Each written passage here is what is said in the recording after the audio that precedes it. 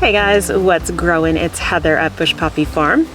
Today we are going to be flipping some beds in the home garden from spring to summer.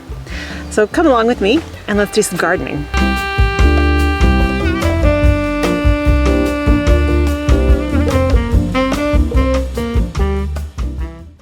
So it's been a while. We went away this weekend to do orientation for my son at Southern Oregon University in Ashland, and it was a lovely time. But we are back, and I've done my initial workout at the farm for harvesting and all that stuff yesterday. Build bouquets for my CSA and stuff. Today is a home garden day, and we've got some stuff to clean up, switch some crops over. But first, I want to show you something pretty cool. So yesterday, I noticed, again, for the second time in about a week and a half, I walked out the front door to take something outside, and I heard what I knew was bees, a lot of bees. So I walked down the walkway looking, and I found a swarm in a tree. So my concern was really, are these from my hives? Because this is the second one in about 2 weeks, and I've been checking my hives, and they seem very populated, not overpopulated, but doing really well. There's honey, there's capped brood, like they look great. So I called my mentor, and he happened to be free, and he came over, and we spent about an hour or so going through the hives, both of them. We did find a lot of queen cells, which means either they have swarmed or they're going to swarm. They don't look overpopulated. They also don't look super depleted. And then we came over here to this tree, and I keep pointing to it because I'm going to take you there, and could see the swarm gathered. Now, what they'll do is the queen and like half the colony will leave the hive and go in search of a new home. And what they do first is they get to a nearby tree or someplace where they can kind of hang out and protect the queen on the inside of the ball of bees, while scouts go out to find the best home. And then the scouts come back when they find someplace good, and then they all go together and they set up in their new home. Well, one of the ways that beekeepers help, because a swarm in the wild is only 20% likely to live. So if we can capture a swarm, put it in a hive box, give them a safe place to live, they have a much better chance of sticking around. So normally a swarm body will hang. It's pendulous. It's like this big long, like cluster, and they just moving around a little bit, and they're pretty chill. The queen is deeply on the inside, like I said, because they're protecting her. This swarm, however, is in a very weird arrangement, and it made it very challenging for Jamie to get as much as he could. We got a lot of bees. We dumped them into the box, and we put some on the ground so and they were walking in and everything. But then as time went on, they left and went back up. So let me show you. There they are. Now that, like I said, is not how they normally would hang. They would hang pendulous, kind of like an upside down teardrop. But that is a long, like cluster of them. So they're still there. They stayed there overnight, and it was cold last night. It was down to like 54 degrees here at the house. That's tough for bees. So, okay, I'm going to back up because they're actually starting to come near me. We have a suspicion that maybe they are queenless. Because when we were trying to get them into the hive box, they were pretty aggressive, and that's unusual. Generally, when you're capturing a swarm, they're usually pretty chill because they're like not protecting a hive, right? So it's possible that they're queenless, and that's why they're all agitated, and that's also probably why they didn't stay in the box. So Jamie's going to probably try to come back later today and see if he can get the whole thing into the box, and then maybe this evening I can seal it off and he can see what he can do about that. But I don't know. I mean, the fact that they're still there today, it's pretty strange, especially because just around my property, there are a lot of trees that have open cavities. They're old trees that either are dead or they have just big holes in them that other bees have lived in the past. So I know that there's spots. So yeah, we'll see what happens. Okay, so in the garden, let me show you what we're gonna do. First, this is just beautiful, so I'm gonna turn around the camera. Ugh, aren't those roses so beautiful? I mean, they're all blown open at this point, but they've just been so enjoyable. I'm actually gonna have to cut these off pretty soon when they fade, just because this branch is getting so long. Yeah, these are just so pretty. Okay, so we have multiple jobs today. In this bed, we have some corn, just 4, no, 5, and I don't remember the variety. I thought I had a tag around here somewhere, but it doesn't matter. Some tomatoes that need staking. And then we've got, this is one of the projects for today. This is the Snapdragon patch. I've been harvesting on it, and yes, there are still some blooms here, but they're in really bad shape. First of all, these stems, super thin, very easy to snap.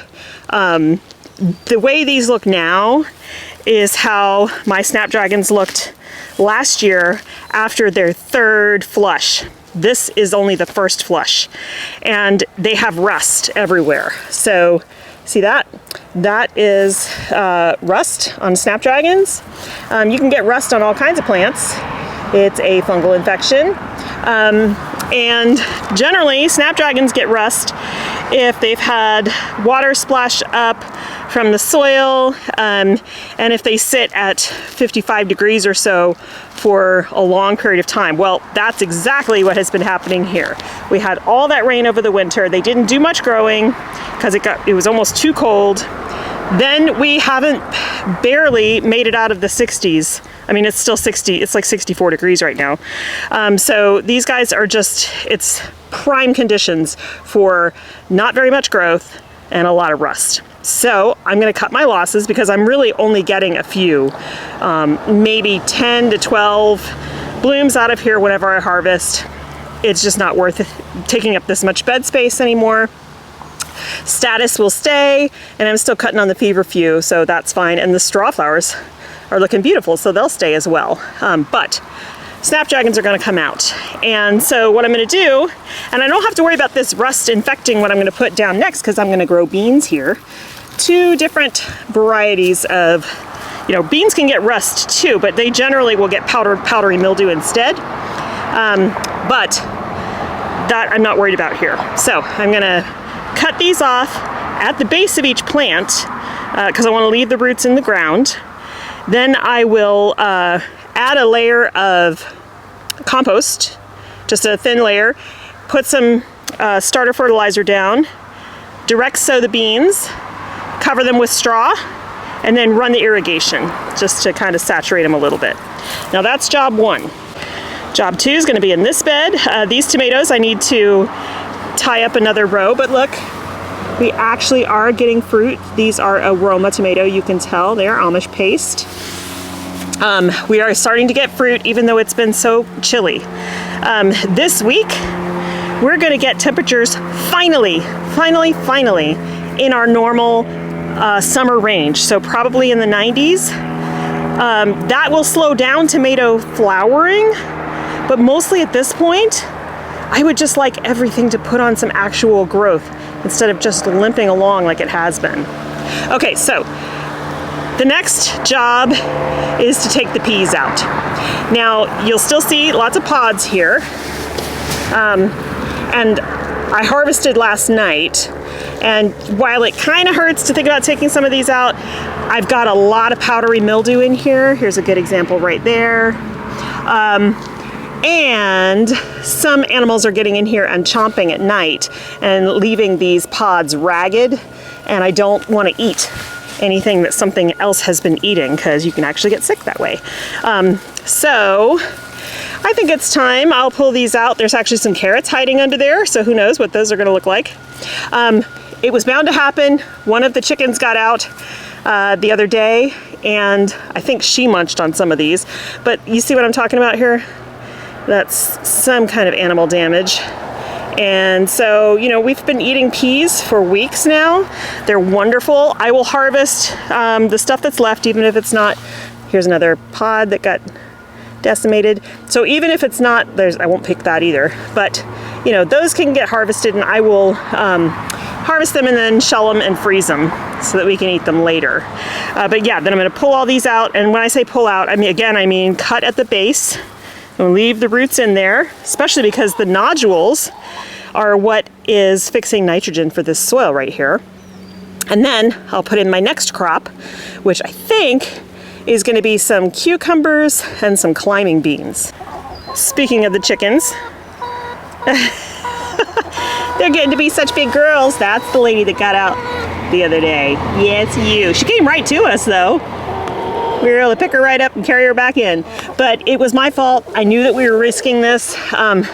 This looks real janky right now. It's not going to stay here forever. But basically what happened is they jumped up from the coop back there to the railing of the gate and just hopped on over, which is not unexpected. So I'm going to get the wood that I need, fill this gap in, and then they won't be able to get out anymore. But they're getting big. We're getting close to laying age, and I'm excited about that. And then the final thing I'll do today, if I have time, is I'm gonna pull up some of these potatoes over here because, you know, the plants are looking pretty bad, and just see what the status is. You know, maybe do a harvest of the ones that look awful, and I'll leave the ones that are still looking okay. Could be a variety thing.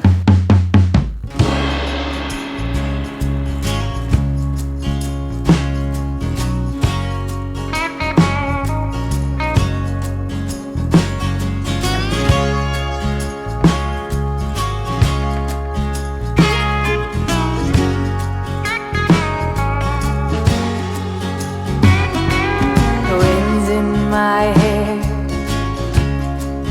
on the open road, my tank is full in a drinking hand, choosing gratitude is high free.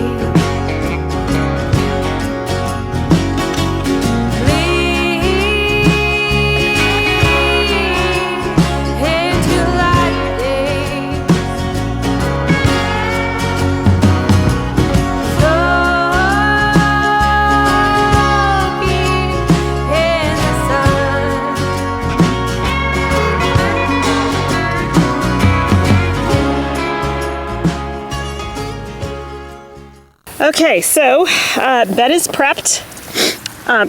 You might be hearing some hissing and stuff. That's actually the drip system running because the soil, even though underneath it's nice and wet, the fresh compost that I put on top is really dry.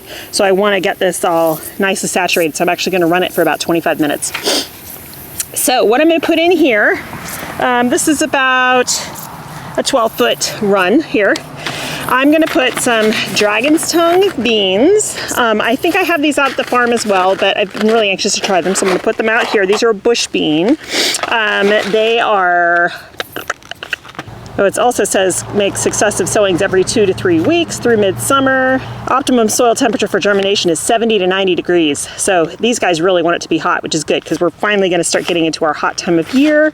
57 days to maturity. So that's great. That's pretty fast. And then I'm also planting 2 types of corn, sweet corn. This one is white corn sugar pearl. And it's supposed to be super sweet. And then this one is honey and cream from Botanical Interests. And the reason I chose these 2 is that they have different maturating times. So I wouldn't be able to plant 2 different varieties in here if they were going to both mature at the same time, because I could get something really funky when the corn actually came up. So, because they'll cross-pollinate. So this one is 70 days to harvest, and this one's 84. So that's a 2-week window, and that's plenty of time. So I'm going to put a section of this, and a section of this, and then a section of the dragon tongue beans, and then cover this with straw and wait for germination.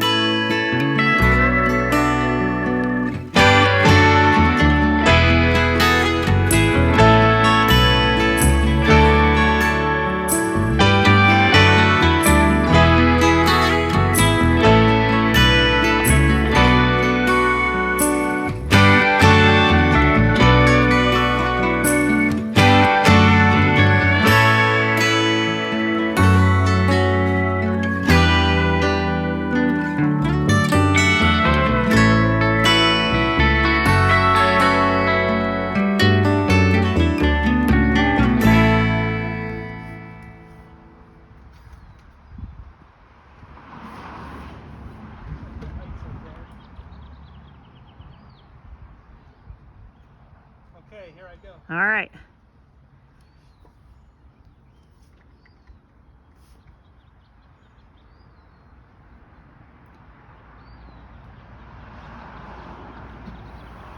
Whoa. So many of them fell. Do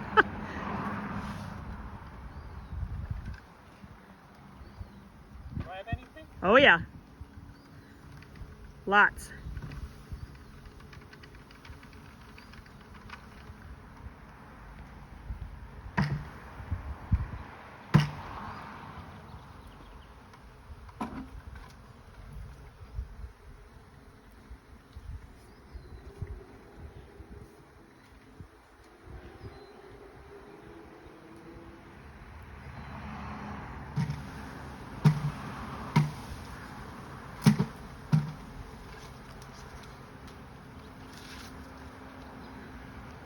Not as many in there this time, so you got most of them, I think, last time.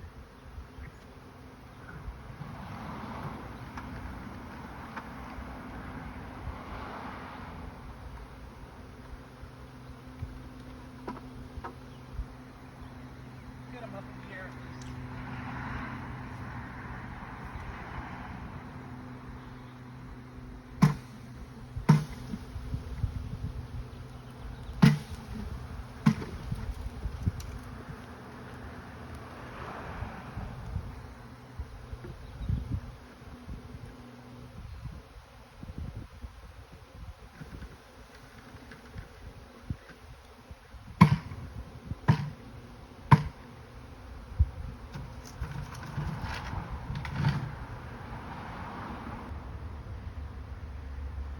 So we found my queen because it was marked.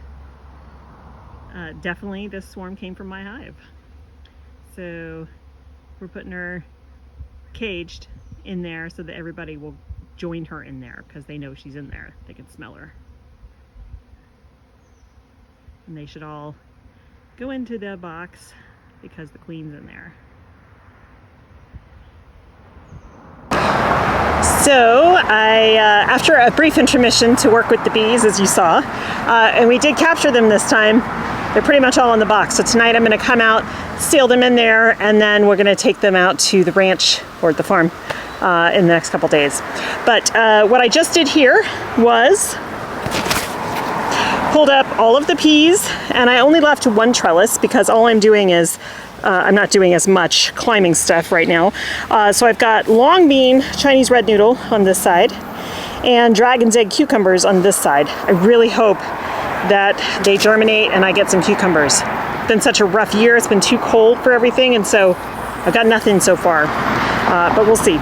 And then I put a row of Gold Rush bush beans in here, and then a couple, only 3 plants of early prolific straight neck yellow squash, and we'll see. Hopefully we'll get something. I mean, this guy over here, which is a Harvest Moon squash, is actually doing great. It looks really good. These look good too, although I don't know what they are. They're definitely squashes, not melons. And then you might see as you can see, the dahlias are getting ready to flower. So that's great because I'm actually gonna need some flowers soon. Okay, the last thing we want to do today is check on some of these potatoes that aren't looking so good. Also pulling out, that is an acorn, an oak. Squirrels come in here and plant them, but also they just drop from the oaks we have around us. Okay, so we've got in here, we've got some lettuce that has bolted, which no big deal, and a couple of weeds, but then we also have the potatoes that we planted. So I want to see if these, or the plants are looking awful, they have a bit of rust. I want to see if there's kind of anything under there,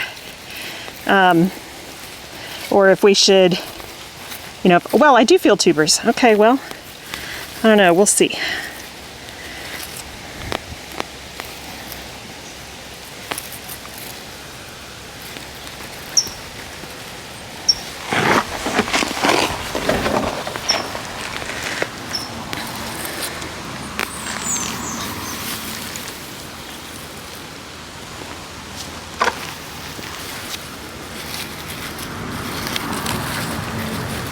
There's also a lettuce here I'm gonna give to the chickens. Don't give your chickens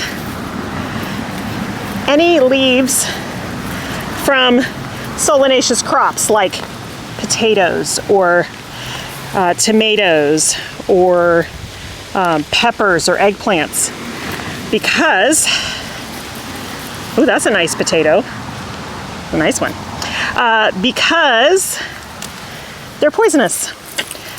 So it may or may not kill them.